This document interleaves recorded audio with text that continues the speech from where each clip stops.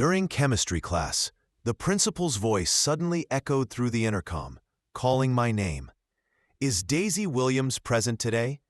Mrs. Hara, my teacher, pressed the button and answered, "Yes." Then the principal spoke again, his voice tense and sharp. "Lock down now. This is not a drill." The way he said it made my blood run cold. Mrs. Hara's voice trembled as she ordered, "Under the desks, lights off, move, move, move." No one spoke, but every face carried the same thought. There was a shooter. For some reason, I couldn't shake the feeling that he might be after me. Minutes later, sirens wailed outside, followed by screams echoing through the halls. Mrs. Hara tried to steady her voice as she told us it might be a misunderstanding, but her shaking hands said otherwise. She kept refreshing her laptop as if waiting for an update that never came. The screams got louder, more voices joining from different parts of the building.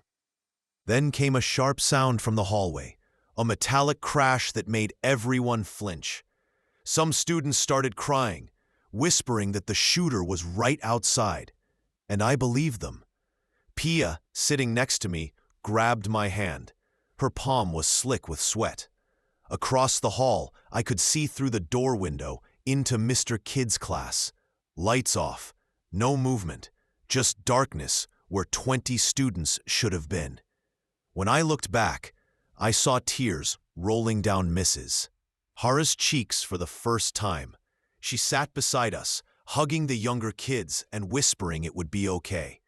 A few minutes later, she stood again, checking her laptop nervously. Then came the sound, footsteps racing past our door.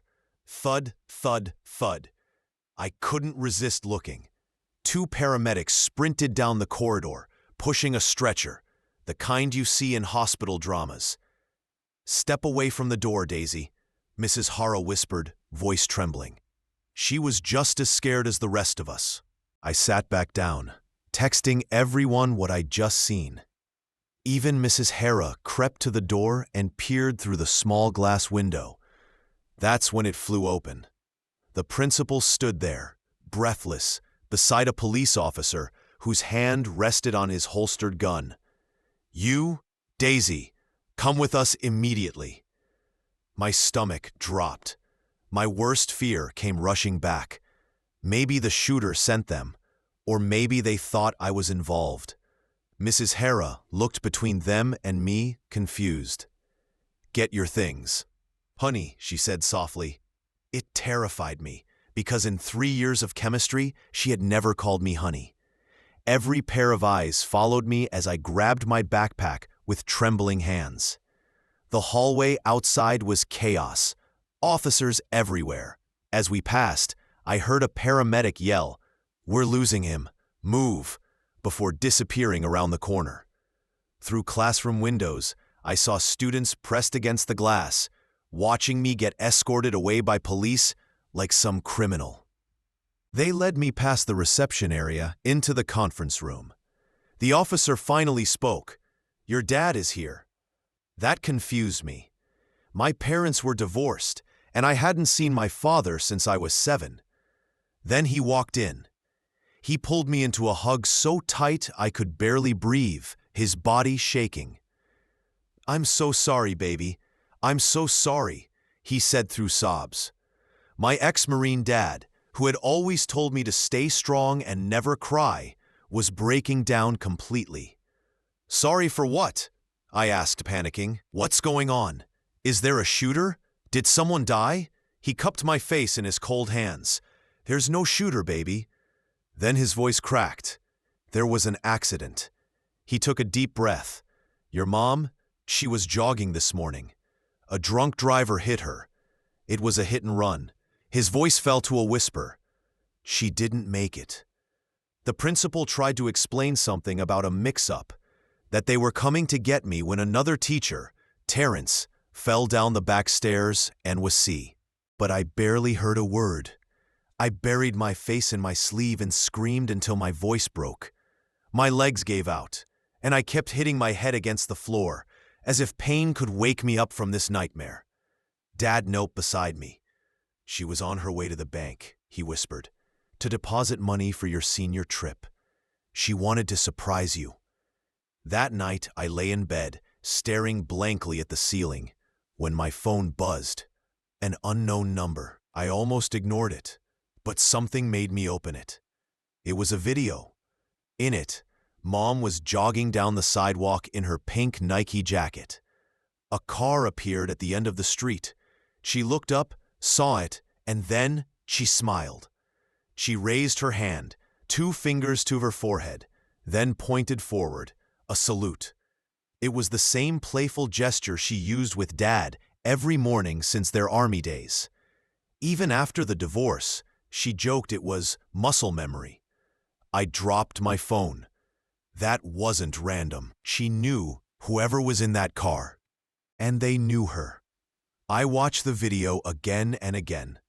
Each time, that salute twisted my stomach tighter. On the 10th replay, I noticed something else. The car slowed down slightly, as if the driver was making sure it was really her.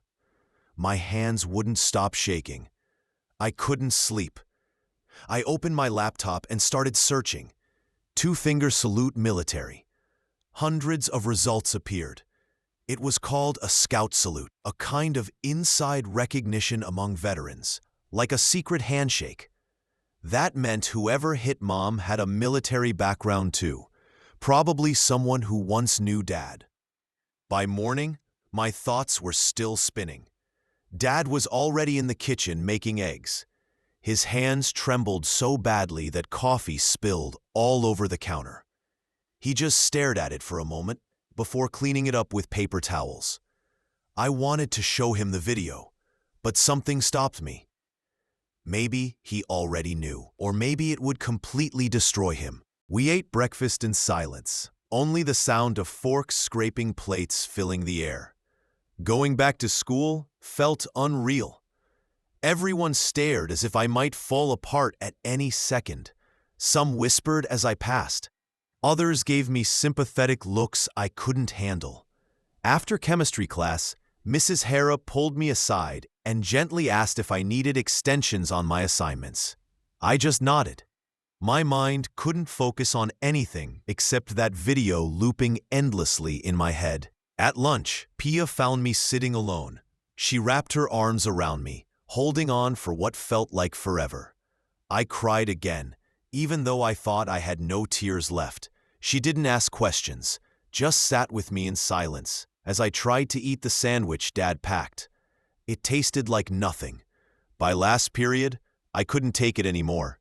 I skipped class and walked to the spot where Mom had died.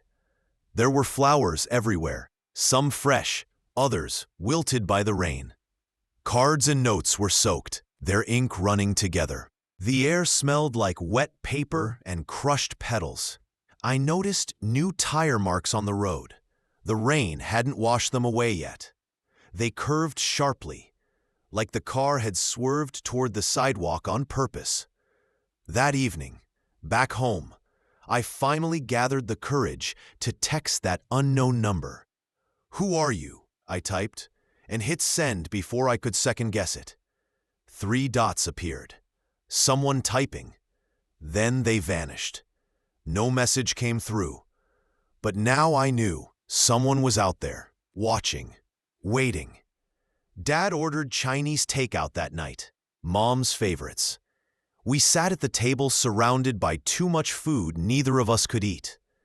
He started talking about their first date at a Chinese place near the army base. He said Mom had ordered everything extra spicy, pretending it didn't burn just to impress him. His voice broke when he said she secretly chugged milk when he wasn't looking. Then he excused himself, and I heard him crying through the bathroom door. Later, I overheard him on the phone in his office. His tone was angry, sharp. He kept saying things about keeping quiet and not stirring up trouble. I crept closer, listening as he mentioned old debts and obligations. When he noticed my shadow under the door, he hung up immediately. He opened the door and forced a smile. "Just insurance stuff," he said. but insurance companies don't call at 10 p.m., and they don't make my dad sound terrified. The next morning at school was worse. Rumors spread fast about why I'd been pulled from class. Some said my mom had been involved in something illegal. Others claimed she owed money to dangerous people. One guy even asked if my mom was the shooter during the lockdown. I walked away before I could punch him. During study hall, I couldn't focus. I pulled out my phone and searched "hit and run" with our town's name. Later, I overheard him on the phone in his office. His tone was angry, sharp. He kept saying things about keeping quiet and not stirring up trouble. I crept closer, listening as he mentioned old debts and obligations. When he noticed my shadow under the door, he hung up immediately. He opened the door and forced a smile. "Just insurance stuff," he said. "But insurance companies don't call at 10 p.m., and they don't make my dad sound terrified." The next morning at school was worse.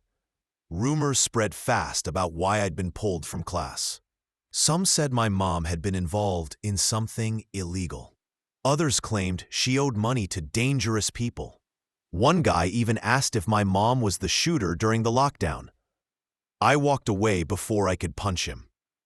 During study hall, I couldn't focus. I pulled out my phone and searched "hit and run" with our town's name. Just 3 lines. It said my mom was struck while jogging on Maple Street. Police were investigating and asked for information. That was it. No mention of the driver or car. End quote.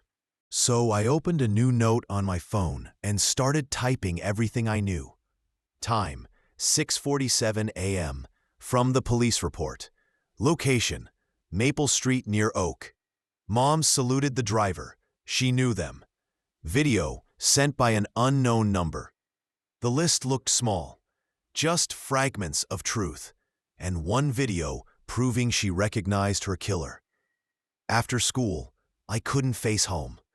I walked to First National Bank, where Mom had been heading that morning. The teller looked up, eyes brimming with tears. She stepped out from behind the counter and hugged me, though we'd never met. She said Mom came in every week and always talked about me.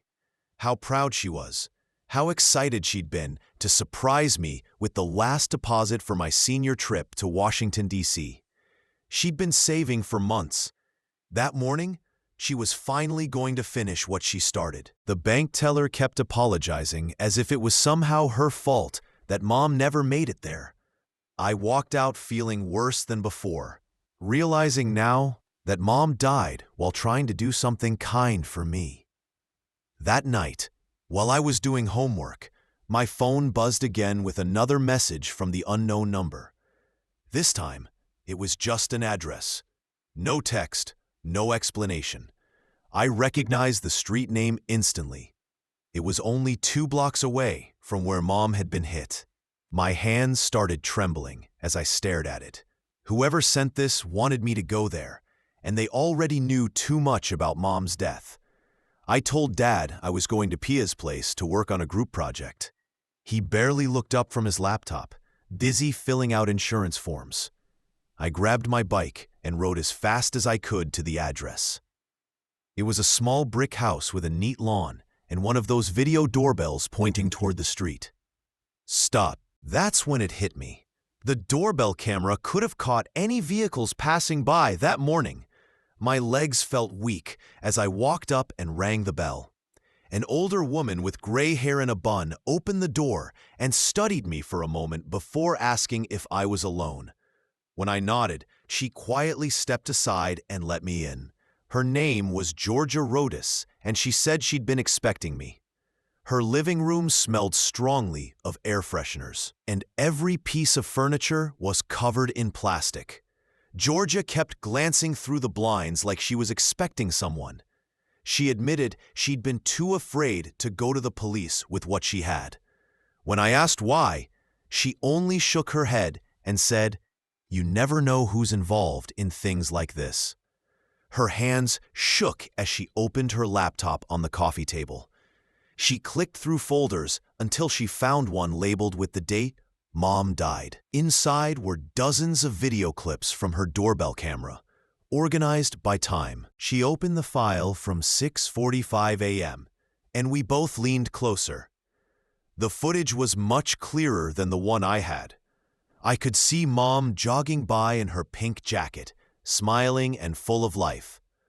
About 30 seconds later, a gray truck appeared at the edge of the screen. Georgia paused the video and zoomed in. It was definitely a Ford F-150. There was something on the rear bumper, maybe a sticker, but the image became blurry when she tried to enlarge it. We watched as the truck passed. Then Georgia opened another clip from 3 minutes later. The same truck sped past again, moving way too fast for a residential area. Georgia mentioned she'd often seen that truck around the same time each morning. The driver usually waved at her husband, Frank, when he was outside collecting the paper. Frank was a veteran too, and they'd exchanged the same little salute gesture Mom used to do. My stomach turned as I realized that meant the driver was likely someone from Dad's military circle, someone who knew both of them. Georgia made me promise not to mention her name or that I got the videos from her. She transferred the files onto a flash drive and handed it to me with trembling hands, saying she hoped it would help, but she couldn't get involved further. I biked home in the dark with the flash drive in my pocket, feeling like it weighed 100 pounds. When I reached home, the porch light was on. Dad sat on the steps, arms crossed, face red. I immediately knew he'd called Pia's house. The moment I got close, he started yelling about trust and honesty, saying he couldn't lose me too. I wanted to tell him about Georgia and the video, but something inside told me to stay quiet. We stood on the porch, him demanding answers, me refusing to talk. When I tried to walk past him, he grabbed my arm tightly. He followed me inside, and I pulled away slamming the door so hard the picture frames rattled. I'd never seen him this angry. It scared me, but also made me angry in return. He kept asking over and over where I had been, and I stayed silent, which only fueled his rage. He yelled that I could have been hurt or worse. I shouted back that if he'd been around for the past 10 years, he'd have the right to act like a parent now. That hit him hard. His face drained of color. He said he was just trying to protect me, and I screamed that Mom was gone, so what was the point anymore? We stood there breathing heavily, neither saying what we both already suspected about who might have killed Mom. Then he walked to his room and slammed the door, and I did the same. From my room, I could hear him talking angrily on the phone, but I couldn't make out the words. The next morning, we ate breakfast in silence. He left without saying goodbye. As soon as he drove off, I looked up the number for the local police station. When I mentioned I had information about the hit and run on Maple Street, the woman on the line immediately transferred me to Detective Alan Hull. His voice sounded tired, but he perked up when I said I had video evidence. He suggested meeting after school at a coffee shop near campus. I could barely focus in class all day. Pia kept asking what was wrong, but I couldn't explain yet. After the final bell, I went to the coffee shop and spotted a man in his 30s sitting in the corner booth. He stood when I approached and shook my hand, treating me like an adult. He bought me a hot chocolate, and we sat down. I showed him the footage on my phone, and his expression grew serious. He started jotting notes quickly, asking about the timestamps and where I got the footage. I told him about Georgia Rodas, her doorbell camera, and gave him her contact details. He wrote everything down and said he'd reach out to her soon. Then he asked if Dad had ever mentioned anyone who might have had issues with Mom. The way he phrased it made me think he already had a suspect, but wanted to test my reaction. I told him Dad hadn't said much, which was mostly true. He handed me his card and said to call if I remembered anything or found more footage. That evening, while Dad was in the shower, I sneaked into his office and opened the old filing cabinet. Inside was a box labeled Arnie Days. I pulled it out and started flipping through stacks of photos, Dad and other soldiers beside tanks and trucks. Then I froze. One photo showed Dad with 4 men standing in front of a gray pickup truck. One of them looked oddly familiar, though I couldn't place him at first. I held the picture closer to the lamp for a better look, then heard the water shut off upstairs. Quickly, I snapped a picture of the photo on my phone, just as Dad came down the stairs in his bathrobe. He saw me with the open box, but didn't yell this time. He just looked exhausted and sat down heavily in his chair. He stared at the photo for a long time before pointing at one of the men, the familiar one, and said his name was Douglas Butler.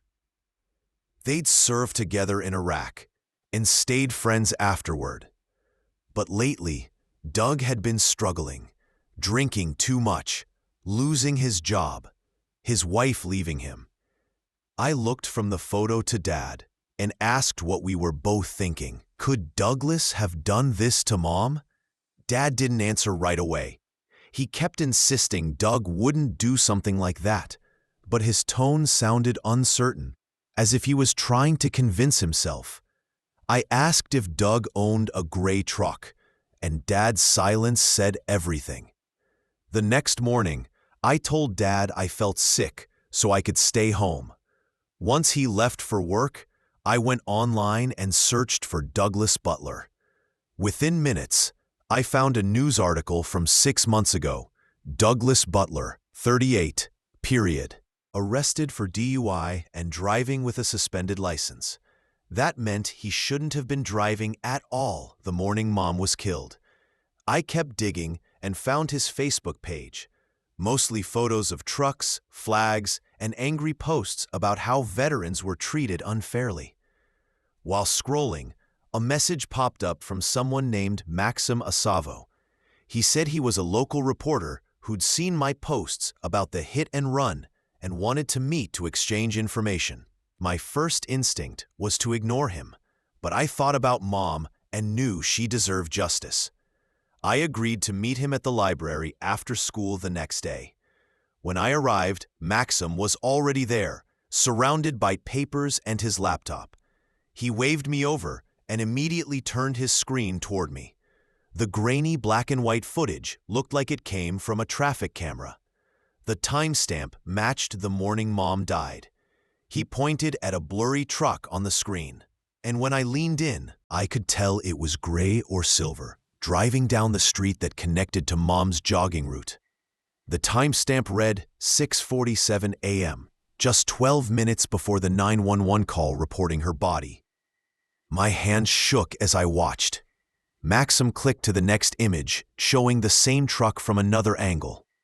The license plate was unreadable, but there was a visible veteran sticker on the back window. He showed me his notes, where he'd written Douglas Butler, VFW regular, along with times and dates. Maxim explained that Douglas had told everyone at the VFW hall he was homesick with the flu that morning. But a neighbor had seen him leave his house around 6 a.m. carrying a toolbox, right when Mom started her jog. Douglas knew her route. Dad had mentioned it at veteran events back when they were still married. I took pictures of everything while Maxim continued showing me Douglas's social media posts, angry rants about being underappreciated and how the system failed veterans. 3 days later, I gathered enough courage to ask Dad if we could go to the VFW's Friday fish fry. I told him I wanted to understand his military friends better and thought it might help both of us heal. He seemed surprised, but agreed. We drove there in silence. The VFW hall smelled like cigarettes and fried food, with American flags and veteran photos covering the walls. Dad led me to a table of older men, and that's when I saw him. Douglas Butler. He was laughing with a beer in hand, looking completely normal, like nothing had happened. When he spotted us, his smile faded. He stood up slowly, walking toward us with the heavy smell of beer surrounding him. He gripped my shoulder too tightly and said how sorry he was about Mom, calling it a tragedy. Then he described her pink jacket in detail, the reflective stripes, how she always wore it for her runs. My stomach turned because there was no way he could know that unless he'd been there. I pulled away and said I needed the bathroom, then hurried down the hallway. Inside a stall, I texted Detective Hull. "Douglas Butler is here at the VFW. He just described Mom's jacket exactly." Hull texted back immediately, telling me to leave now because he was on his way. But I was already walking back. I needed to see what would happen. When I returned, Dad and Douglas were deep in conversation, their heads close together.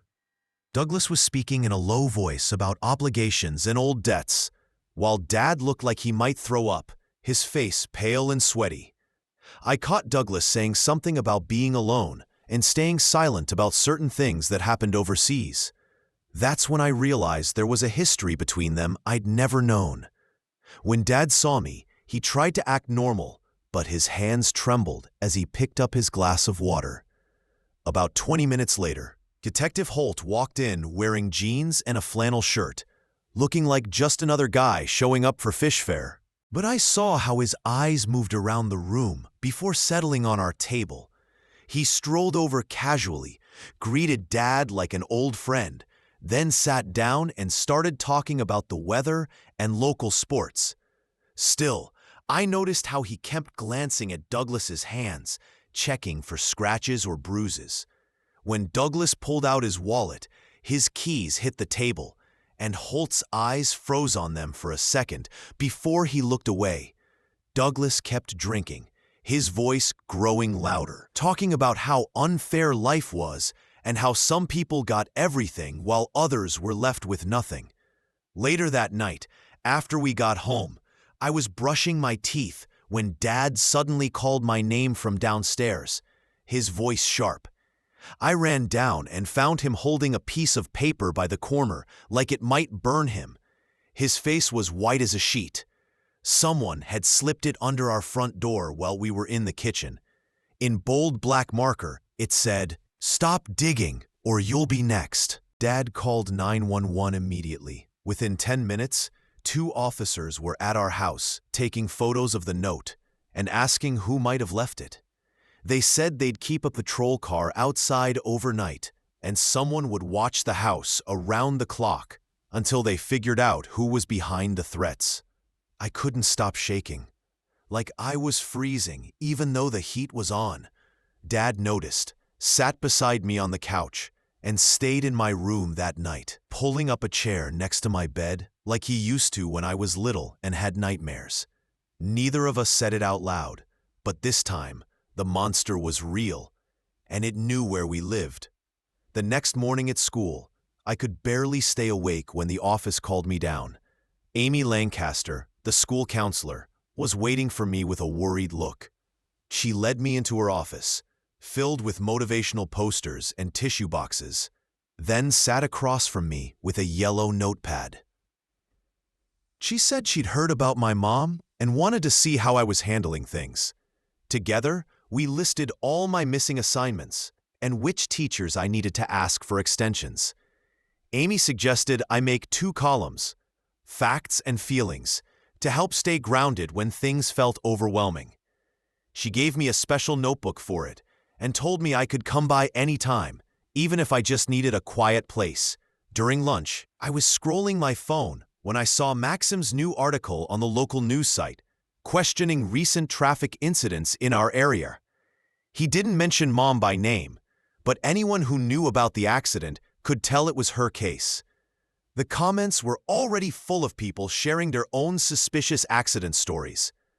One woman wrote that her brother was hit by a driver who supposedly fell asleep, though witnesses said the car sped up before impact.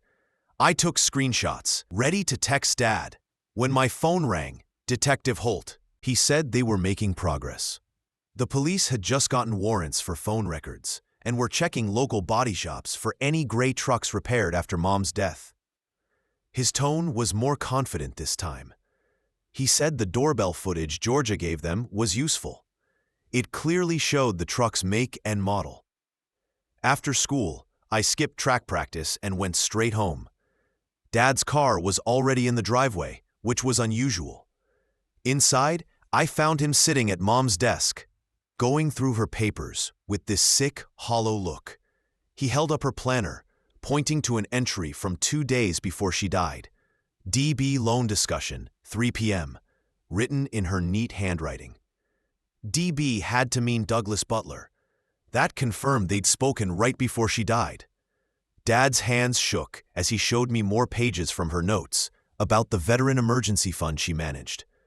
She'd written about Douglas asking for money, getting angry when denied, and had a note in the margin. Doug getting aggressive, need to document, underlined twice. We just sat there, staring at all of it, proof that Mom knew Douglas was becoming a problem, but had no idea how dangerous he was. Dad said we should take it all to Holt, but first wanted to check out the body shop Maxim mentioned in his article. We drove across town to a rundown place filled with damaged cars. The owner looked nervous the second we walked in. Dad asked if any gray pickups had been serviced recently, and the guy claimed he couldn't discuss customer work. But his eyes kept flicking toward a clipboard on his desk. Douglas's name was right at the top of a work order. He kept backing away, mumbling about privacy laws. We didn't push further, but I snapped a photo of a gray truck parked out back with fresh paint on its bumper. That night, Holt texted saying they'd confirmed Douglas's truck had been at that shop 2 days after Mom's death for a bumper replacement and repaint. The case was now officially focused on him, and they were building evidence. The memorial service came that weekend. I spent the morning throwing up, terrified at the thought of speaking about Mom while knowing someone had killed her. When we got there early to set up, I saw Douglas walk in wearing a new black suit. My skin crawled. I grabbed Dad's arm, but he whispered to stay calm and not let Douglas know we suspected him. Douglas hugged us both, said he was sorry, and I noticed specks of paint on his boots, overspray from fresh paint. During the service, he signed the guest book while everyone listened to the pastor. Later, I went back to see what he wrote. Just 2 words, forgive me. My stomach dropped. Innocent people don't write that at funerals. At the reception, Georgia found me and whispered that she'd given police more footage from the night before Mom died. Her camera caught Douglas's truck driving past her house 3 times between midnight and 2 a.m., clearly scouting the neighborhood. She said the detectives told her it proved premeditation. That night, while I was trying to do homework, Holt called again. He said they were arresting Douglas in the morning, but warned he might try to reach us first. We stayed up watching TV, too anxious to sleep. Around midnight, Dad told me to rest, but I just lay in bed checking my phone. At 2:14 a.m., Dad's phone rang from the kitchen. Douglas. Dad answered on speaker and grabbed his old cassette recorder. Douglas was slurring, saying it was an accident, that he didn't mean for it to happen. He kept saying Mom's name and talking about the loan, how she shouldn't have said no. I texted everything to Holt while Dad let him talk. Then Douglas started crying, saying he only wanted to scare her, but couldn't stop the truck in time. He admitted watching her jogging route for weeks. The call lasted 17 minutes before he passed out or hung up. Dad called Holt right away.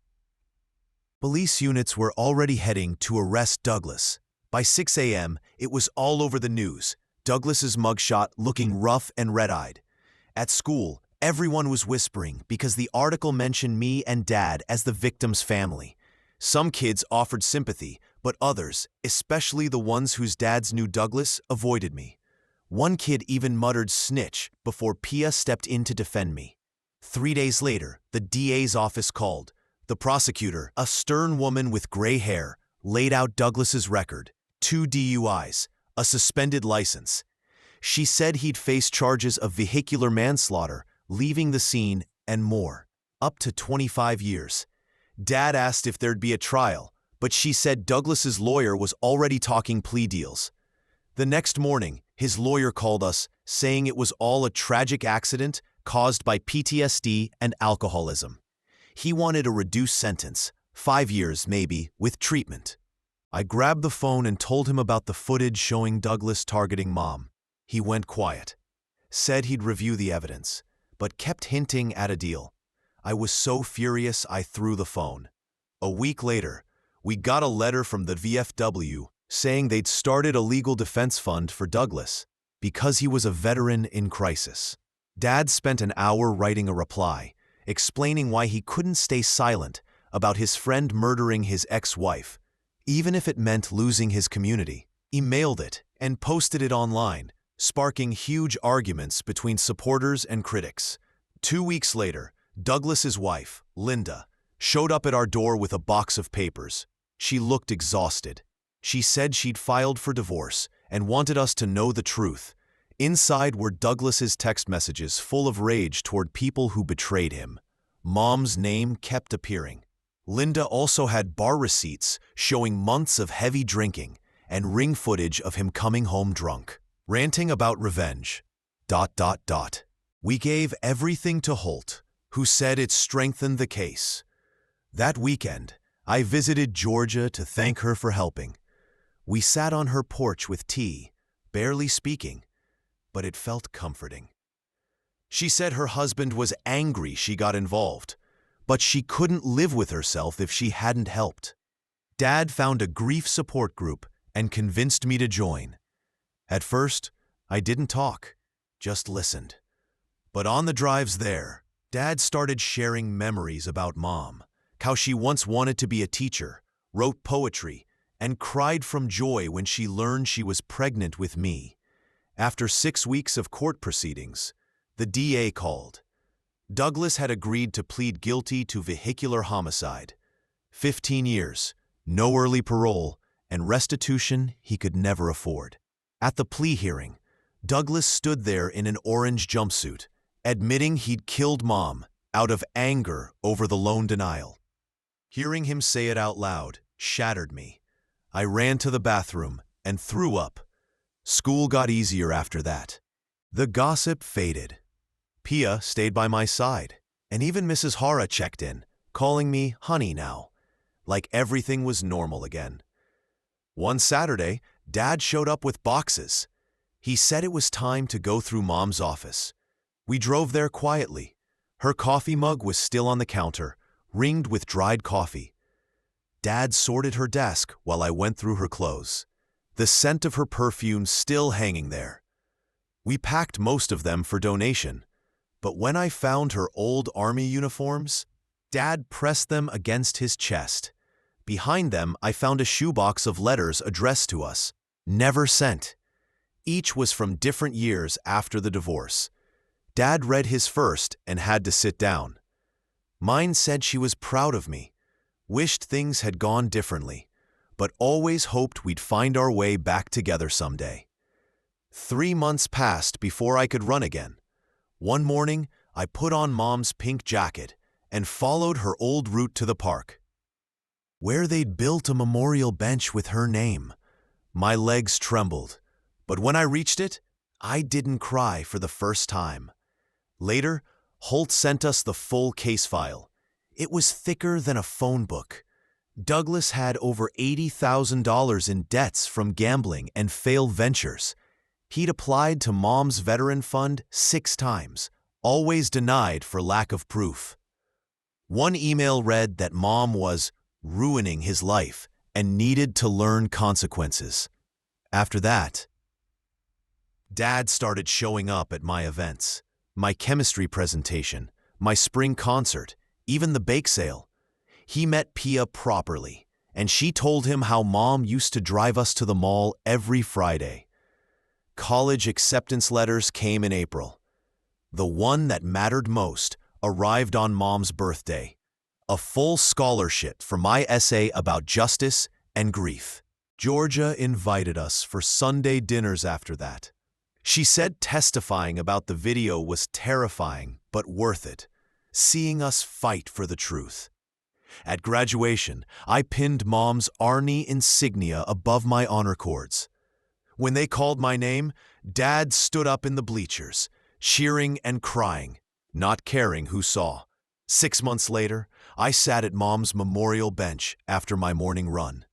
Some days still hurt, but I was okay. Truly okay. Mom's death had torn our world apart. Yet somehow, Dad and I rebuilt something from the pieces. Justice was served, and though it couldn't bring her back, I knew she'd be proud that we found our way home again. Time to close this chapter, friends. Thanks for sticking with me through it all. If you made it to the end, leave a comment. I love reading them.